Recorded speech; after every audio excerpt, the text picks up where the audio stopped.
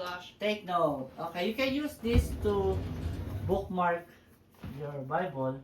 Oh, hey, Yeah, use that. hey. So you look for Exodus You mean 21, verse 15 and 17. Si Mama, hindi na kailangan kasi may automatic na yun. cheater? Yeah. Sige, hanapin niyo yun. You look for that. Leviticus 20, verse 10. Wait, Exodus first? And then... Exodus 21, verse 15 and 17. Look like a bookmark. Put an index card. Exodus 21, 15, 17. Leviticus 20, 10. Magkakasunod dyan. No. Deuteronomy 22, 22. 22. Tapos Leviticus ulit, 20:13. Deuteronomy. Ako niya? Deuteronomy 21:18 to 21. 2010. Deuteronomy. Deuteronomy.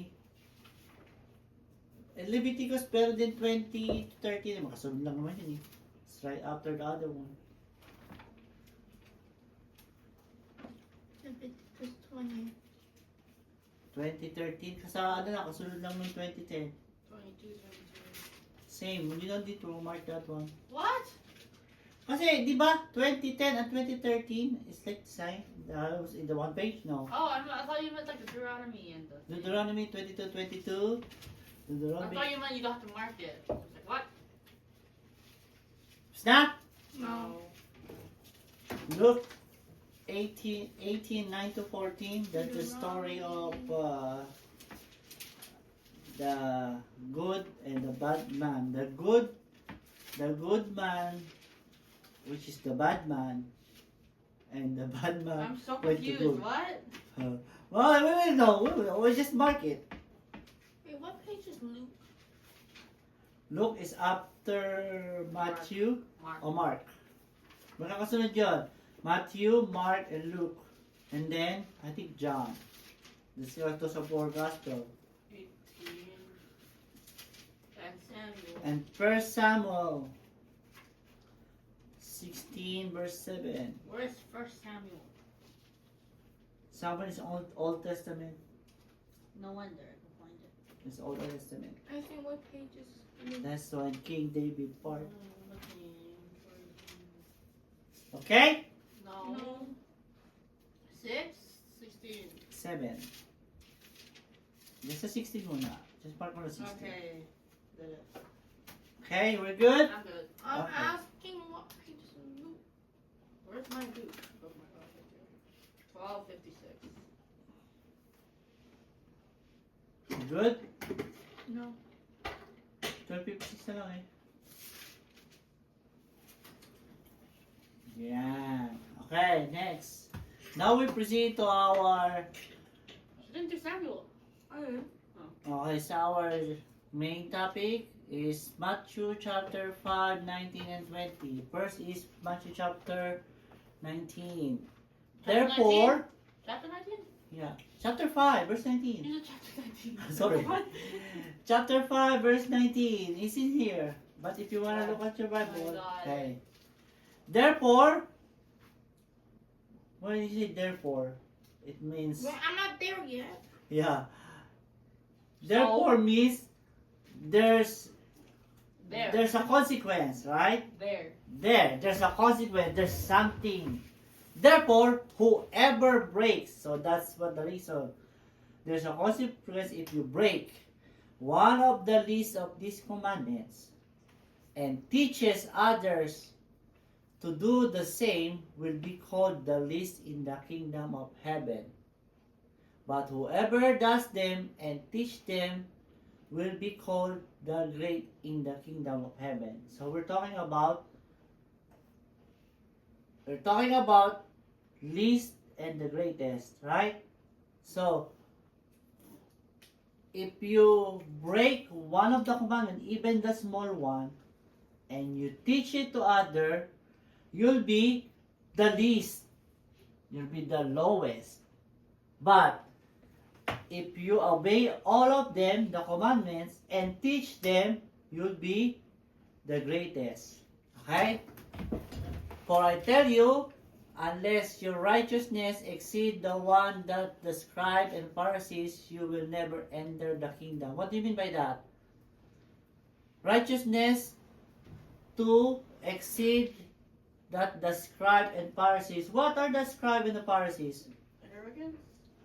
I don't know. Like What are their job? What are they doing? Like enforcing the word of God. So they're like, know the law? They know the Bible? Supposed to. Yeah, because they are the priests. Eh? They're teaching, right? Ah. They're teaching this. They memorized the 615 law. They memorize them. Whatever law you want to know, you ask them. They're good. But the only problem, they implementing it, but they are not themselves following it. Alright. For example, they will say good things required on the Bible or on the law, but they themselves are not following. So, if we should exceed them, like we should know the law, but we should not be like them that is not doing the law or following the law. What I mean, you know the law, but you're not following it. That's them. Now, we have to know the law and we have to follow. That's how we're going to be better than them. Okay? Yeah. Any question? Alright, so let's be more clear. It says here, we are to obey God's law. Is there a law? Yeah. Is there a law? Yeah. Example, Command. Ten Commandments. Yeah, commandments. It's that law. So we have to obey it because of its character as permanent. Is the law of God permanent? Yes, it doesn't change. It's perfect as permanent. Oh, I'm not reading that. So the God of law from very beginning of the world is permanent. It's not gonna change. But the other people, they don't recognize the law because I don't know, maybe they don't believe in God, right? But it doesn't change anything. There's still law and it's permanent. So us, we have to know the law because it's permanent. We cannot say the law is gone because it's old. It's still not changing. Preeminent. What is preeminent? That's the hierarchy Like the ranks. thing. This is the top. The law is the top. It's not gonna change. It's not. There's no other law above it. That's the top law that we need to follow because of its consequence. Like here in our city, there's law, right? What if you disobey the law? Put to court. Go to court and Go what to the else? jail. Go to jail. You could testify though. Or you can defend yourself, but if you disobey and you have proven, there's consequence. Same as the law of God. If the law of God, we know it and we disobey it, there is consequence. The first one is negative. What is the first one? Whoever breaks one of the least of these commandments and teaches to others to do the same will be called the least in the kingdom. So, it's negative. If you break one least commandment, there is consequence. What is the example? What is the least commandment? For example, is it in the law?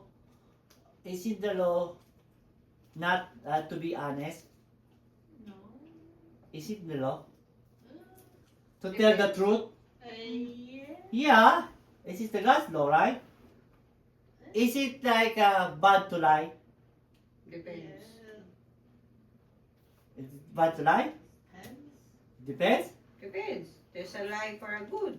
There's a lie for a bad. Okay, but for example, this.